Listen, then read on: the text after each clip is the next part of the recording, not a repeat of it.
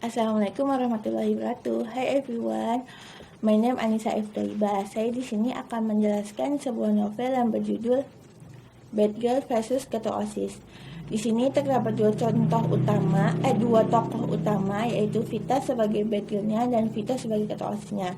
Dan ada peran lainnya, yaitu orang tuanya Vita, Om Firman, Bu Betty, dan teman-temannya Vita ada Fanya, Elisa, Dino, Vano, Kelvin, dan Rio. Berkisah tentang Vita yang dulunya bersekolah di SMA Merah Putih, tetapi dia merokok di sekolahnya di SMA Merah Putih, akhirnya pun dikeluarkan dan dipindahkan ke SMA Garuda, ke SMA-nya Om Firman, omnya Vita. Dan disitulah dia bertemu si ketua OSIS ini yang nyebelin menurut Vita, dikarenakan dia selalu menegur dan mengadu ke guru BK kalau dia suka merokok. Tetap Vita tuh walaupun udah pindah tetap melakukan merokok di sekolah. Akhirnya Vita dan Vito itu nggak pernah akur sama sekali. Singkat cerita, di dalam novel ini ada namanya Vano. Vano ini kakak kelas 12 dan Vita kelas 11. Vano ini suka sama Vita. Dia nembak Vita itu sebelum dia UN dan pas Vita lagi camping di sekolah. Mereka jadian, tuh, udah mereka pacaran. Setelah pacaran, ada kejadian setelah UN, Vano itu mau tawuran gitu antar SMA gitu. Sebenarnya Vita itu pengen ikut, tapi karena nggak boleh sama Vano, akhirnya dia balik ke kelasnya. Pas balik ke kelas ya, tiba-tiba ada razia dadakan diadakan oleh Bu Betty razianya. Pas bagian Vita, pas bagian tasnya dia, tiba-tiba di dalamnya ada narkoba, padahal dia nggak pernah pakai dan nggak pernah bawa juga narkoba itu. Akhirnya dia dites urin sama orang tuanya, hasilnya negatif gitu. Tapi orang tuanya ingin buktiin kalau Vita tuh benar-benar nggak pakai, kayak ini punya siapa, harus ada buktinya gitu selama seminggu. Kalau seminggu nggak ketemu, Vita akan dipindahkan ke New York ke kakek neneknya di sana. Akhirnya si Vano ini nih abis tawuran itu tiba-tiba menghilang aja, nggak tahu kemana, tiba-tiba menghilang. Dan teman-temannya juga Elisa, Kelvin, Rio, dan Dino pun ikutan menghilang, nggak tahu kemana. Akhirnya Elisa tuh udah akhirnya Vita nyari Vano ke orang tuanya, nelpon dia, tapi gak ada yang tahu dan orang tuanya juga nggak ada.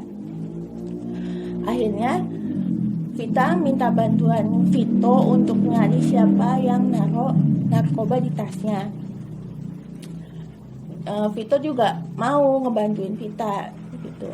Dia nyari tahu siapa aja yang pernah dulu di SMA Garuda diajak ribut sama sama Vita, yaitu Gina sama temannya Gina ada.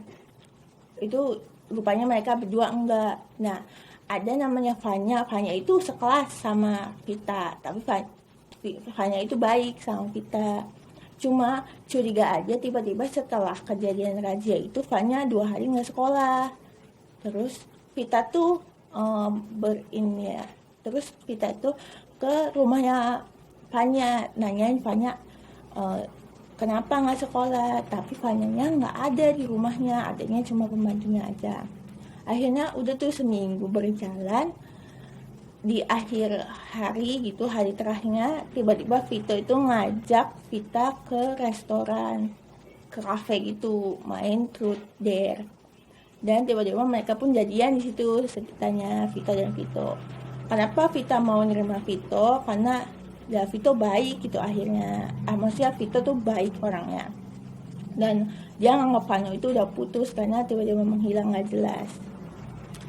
Terus karena nggak tahu orangnya siapa, akhirnya dia dipindahkan ke New York gitu. 5 tahun kemudian, Vita dan Vito ini LDRan gitu. Vita di New York, Vitonya kuliahnya di Jerman.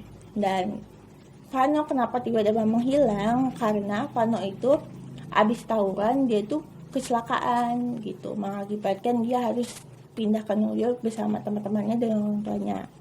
Salahnya dia tidak mengabari Vita saat itu. Dan siapa yang naruh narkoba di tasnya Vita itu Vanya, teman sekelasnya sendiri, yang anak baik-baik tapinya sebenarnya dia pakai narkoba gitu. Dan dia takut ketahuan pas di situ, makanya dia malah memasukkan narkobanya di tasnya Vita. Akhir cerita novel ini sebenarnya Vita dan Vitut pun menikah setelah LDRan selama 5 tahun gitu. Pokoknya happy ending cerita novel ini. Sekian dari saya. Wassalamualaikum warahmatullahi wabarakatuh.